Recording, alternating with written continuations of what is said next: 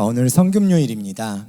보통 이제 성금요일이라고 이야기하는 것은 예수님께서 이제 십자가에서 죽으신 날, 그 날을 좀 기념하기 위한, 그래서 성금요일이라고 이야기를 하는데요. 오늘 우리 시각으로는 이제 금요일 약 오후 3시, 3시 정도에 이제 돌아가셨습니다. 그래서 저희 오늘의 일상의 계획은요. 그 시간 전으로 설교 준비 좀 하고 또 기도카드 읽으면서 기도할까라는 생각을 하고 있습니다. 뭐 여기에 큰 의미가 있는 건 아니고요. 여러분들은 전혀 상관이 없는 저의 계획입니다. 그냥 저 나름대로 그냥 이 시간 이때에 그냥 의미를 부여하는 거죠.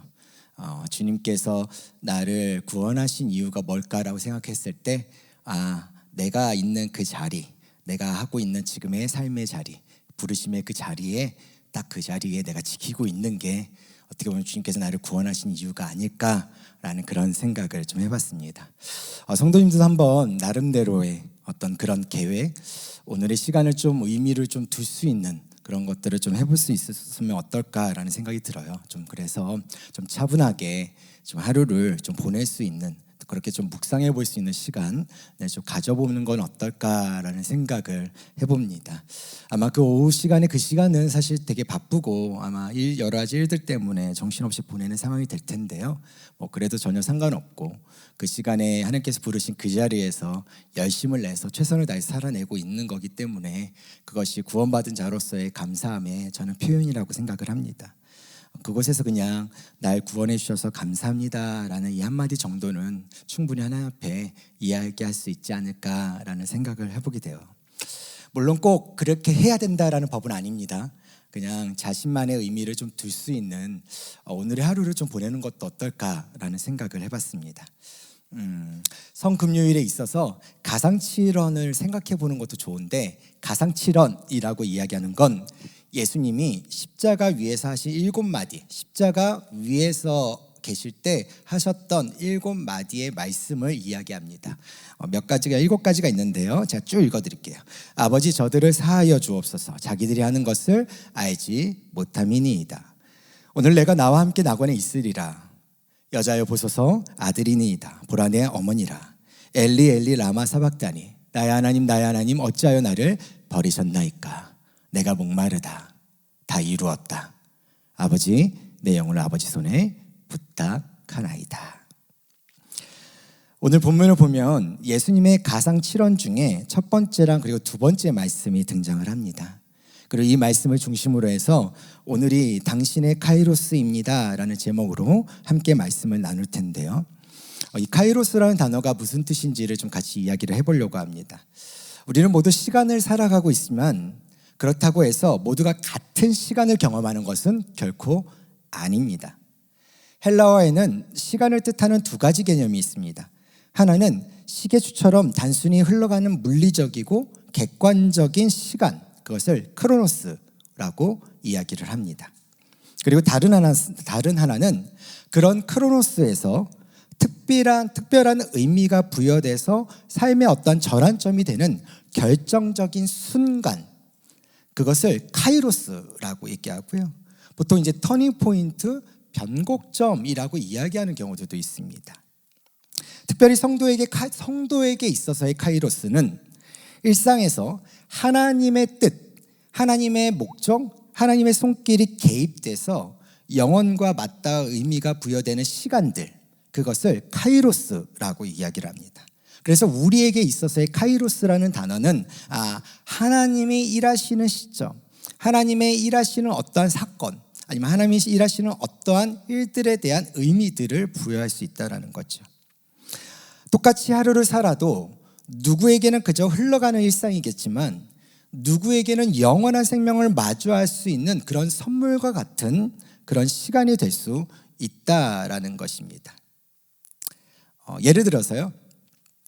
여러분 2024년 6월 첫 주가 무슨 주간인지 아세요?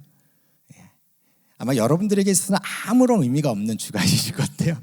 저한테는 되게 큰 특별한 의미가 다가오는 주간이기도 합니다.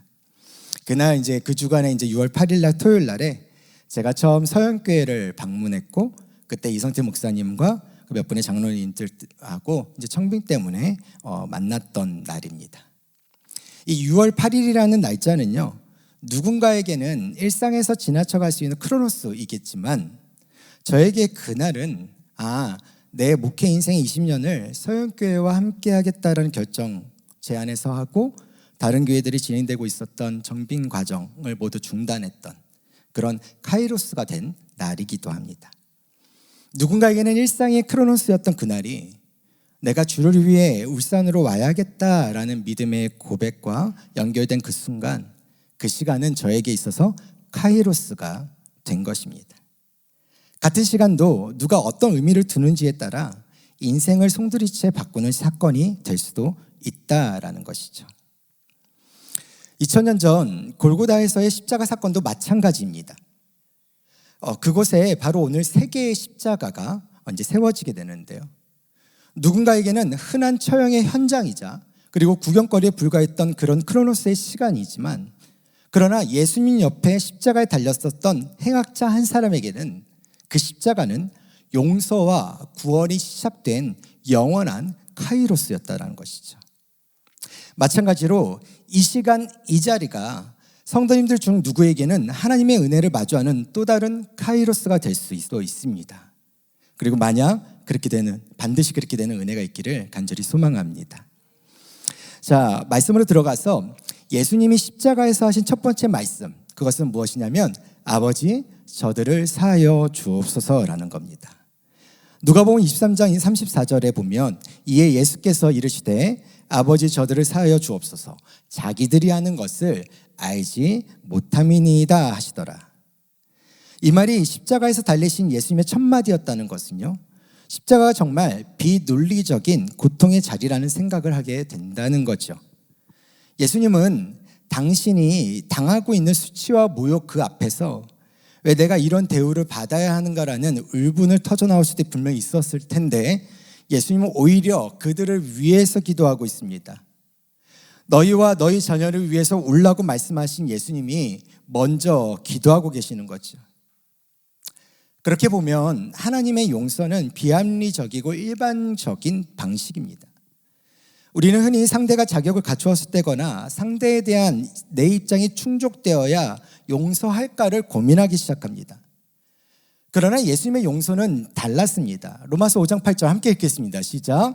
우리가 아직 죄인 되었을 때에 그리스도께서 우리를 위하여 죽으심으로 하나님께서 우리에 대한 자기의 사랑을 확증하셨느니라.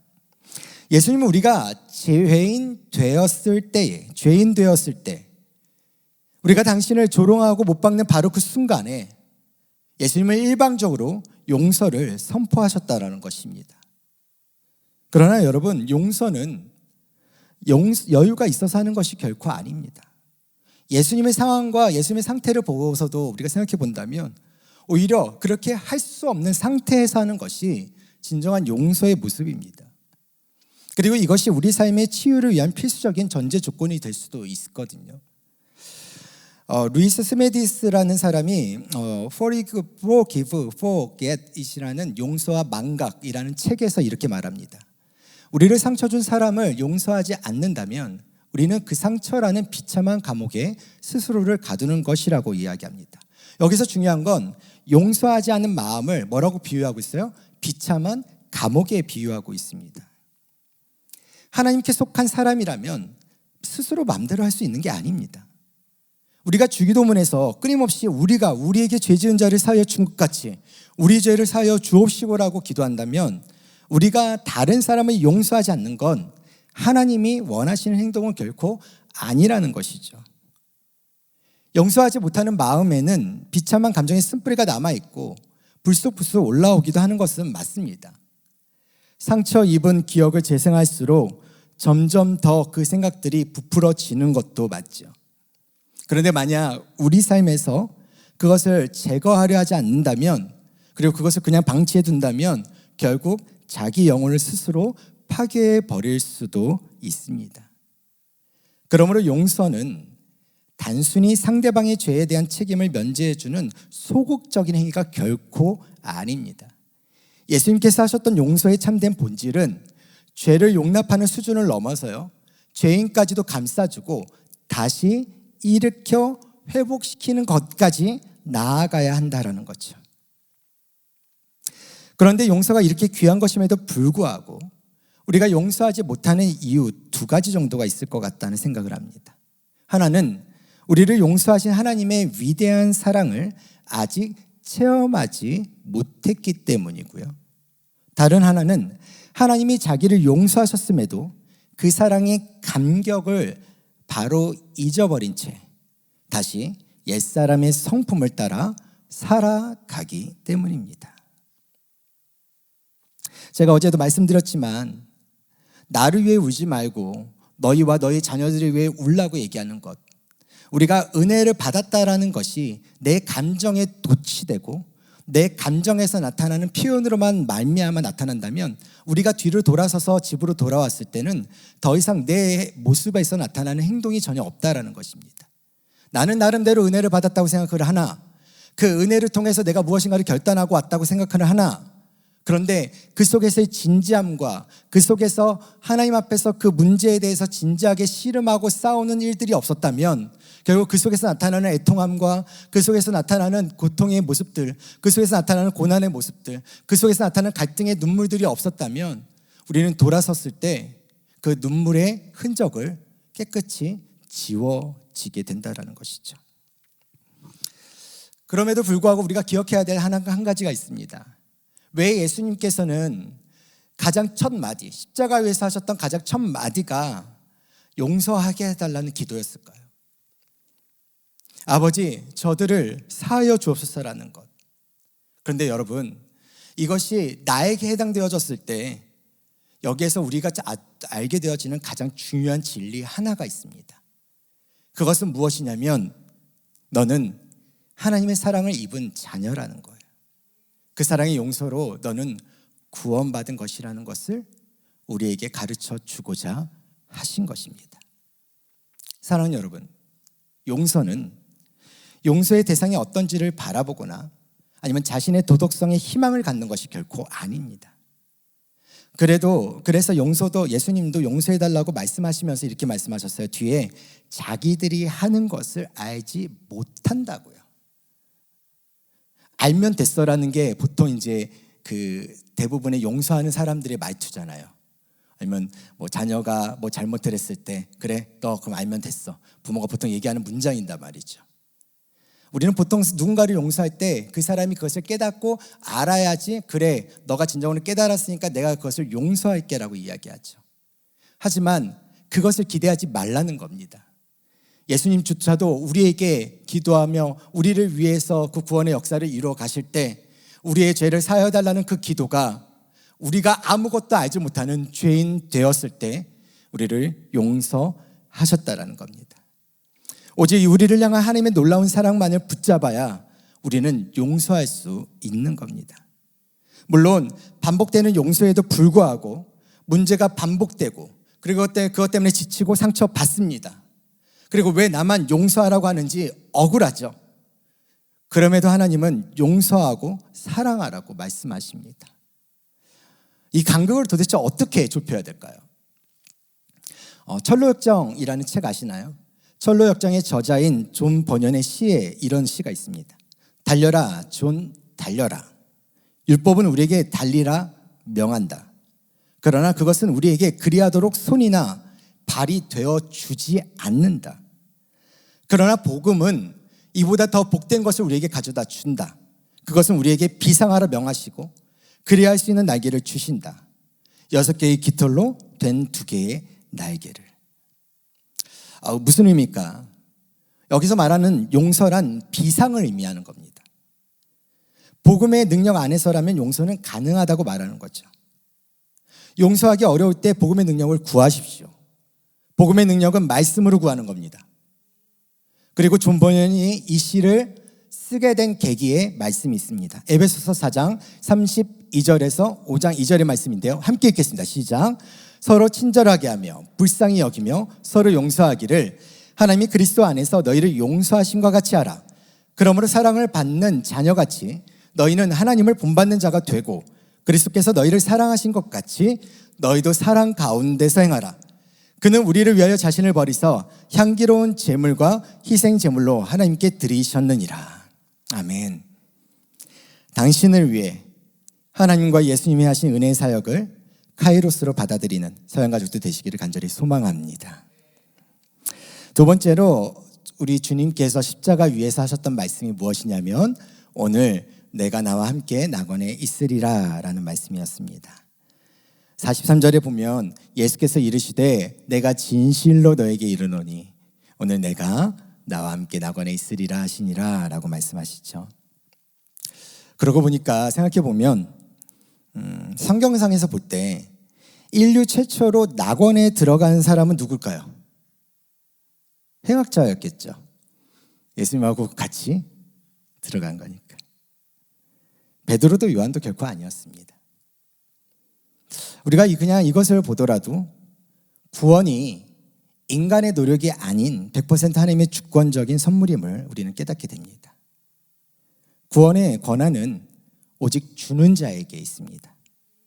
구원은 죄의 경종을 따지는 심사가 아니라 주권적이고 일방적인 은혜입니다. 그러므로 하나님께 구원받지 못할 사람은 없으며 용서받지 못할 죄도 없습니다.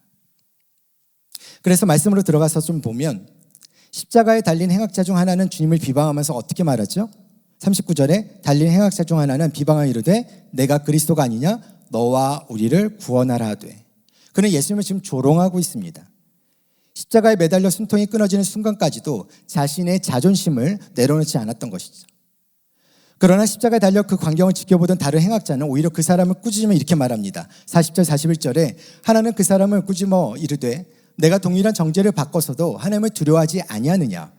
우리는 우리가 행한 일에 상당한 보응을 받은 것이니 이에 당연하거니와 이 사람이 행한 것은 옳지 않은 것이 없느니라 하고. 그는 십자가의 극한 고통과 슬픔 속에서 자신의 자존심을 다 버리고 자신의 모든 죄의 짐을 예수님께 맡기면서 이렇게 말합니다. 42절 이르되 예수여 당신의 나라에 임하실 때 나를 기억하소서 하니. 이에 예수님이 이렇게 말씀하시죠. 내가 진실로 너에게 이르노니 오늘 내가 나와 함께 낙원에 있으리라. 자신의 모든 죄의 짐을 예수님께 맡긴 행악자를 예수님은 그 즉시로 그를 죄의 올무에서 해방시켜 평안히 잠들게 하십니다. 낙원에 있는 행악자는 구원받기 위해 행한 선행은 없습니다. 그는 단지 나를 기억하옵소서 그 짧은 믿음의 고백을 드렸을 뿐이죠. 한 명은 비방하며 크로노스의 시간에 머물렀지만 다른 한 명은 나를 기억하소서라고 간구하며 카이로스의 순간을 붙잡은 것입니다. 사랑하는 여러분, 예수님 앞에서 우리에게 필요한 것은 우리의 양심과 공로가 아니라 회개와 믿음인 것입니다. 그러므로 자존심을 버리고 자기를 부인하고 진실한 믿음으로 모든 짐을 예수님께 내려놓으십시오. 그러면 내 모든 짐의 문제는 해결됩니다. 문제 해결의 해결책은 오직 예수 그리스도의 십자가와 부활에 있기 때문입니다.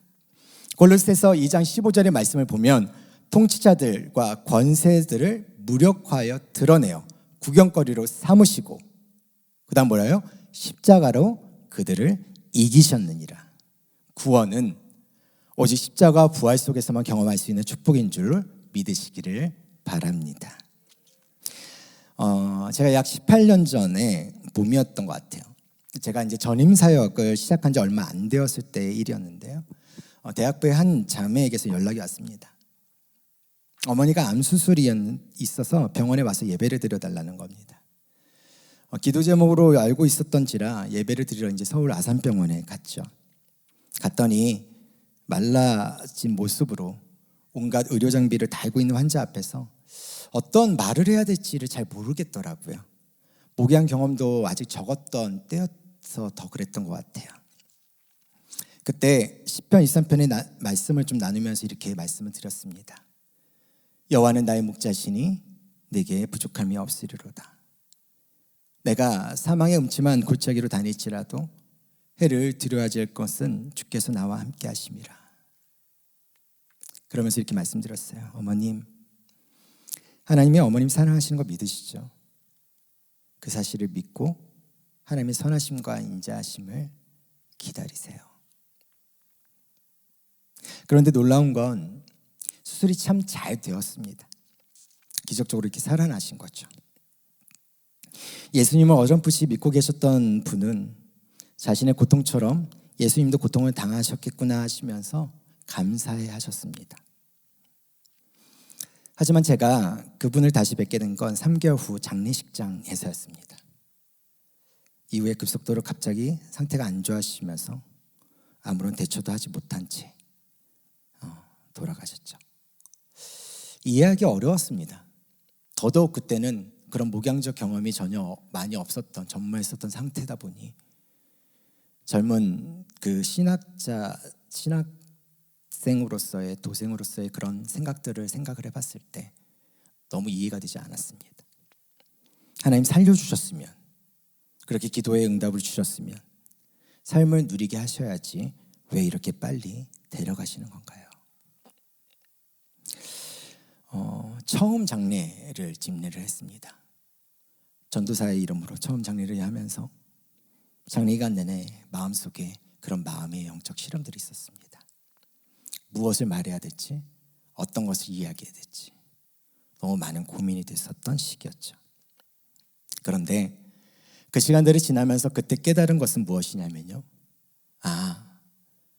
우리의 관심은 사는 것에 있지만 하나님의 관심은 구원에 있다는 것이었습니다.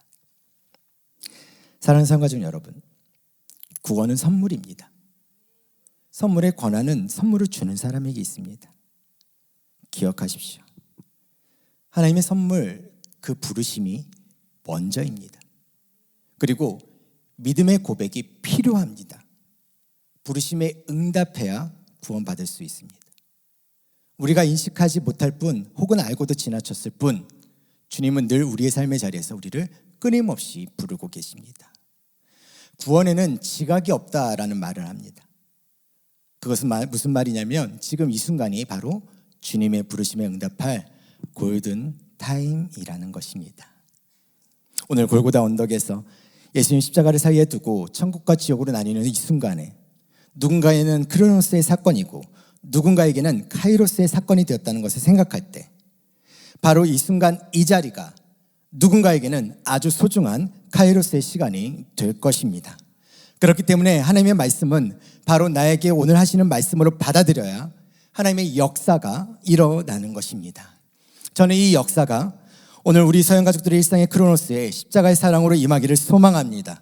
그리고 그 구원의 기쁨이 채워짐으로 모든 삶의 자리가 카이로스가 되기를 간절히 소망합니다. 말씀을 맺습니다. 오늘이 당신의 카이로스입니다. 당신의 십자가를 카이로스로 만드십시오.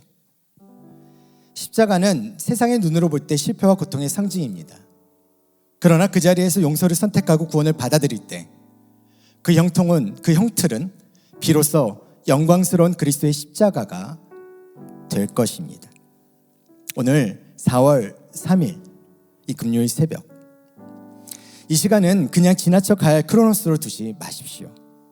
여러분의 마음속에 남아있는 상처에 입은 기억들, 도저히 용서할 수 없는 사람들, 여전히 흔들리는 구원의 확신을 주님 앞에 내어 놓으십시오. 그리고 이렇게 기도하십시오. 주님, 저는 용서할 힘이 없습니다. 내 힘으로는 용서할 수 없으니 주님께 맡깁니다. 주님, 나를 기억하옵소서. 주님, 저는 마땅히 정죄받을 죄인입니다. 나의 모든 무거운 짐을 주님께 맡깁니다. 주님, 나를 기억하옵소서. 우리가 이 무력감으로 드리는 기도를 통해 오늘 이 예배의 자리에, 그리고 마주할 그 삶의 자리가 선한 목자이신 예수님과 동행하는 영원한 카이로스가 되기를 주의 이름으로 간절히 축복합니다. 우리 옆에 있는 분들과 이렇게 격려했으면 좋겠습니다. 오늘이 바로 당신의 인생의 가장 소중한 순간이 될 것입니다. 격려하겠습니다. 오늘이 바로 당신의 인생의 가장 소중한 순간이 될 것입니다. 또 이렇게 격려했으면 좋겠습니다. 당신의 십자가는 예수님 손에 붙잡힌 카이로스입니다. 격려하겠습니다. 당신의 십자가는 예수님 손에 붙잡힌 카이로스입니다. 자, 우리 말씀을 정리하면서 두 가지 기도 제목인데요. 자, 아까 마지막 기도 제목 했던 그 기도 제목 그대로 다시 한번 읽겠습니다. 첫 번째, 시작. 주님, 저는 용서할 힘이 없습니다. 내 힘으로는 용서할 수 없으니 주님께 맡깁니다. 주님, 나를 기억하옵소서. 두 번째, 주님, 저는 마땅히 정죄받을 죄인입니다. 나의 모든 무거운 짐을 주님께 맡깁니다. 주님, 나를 기억하옵소서.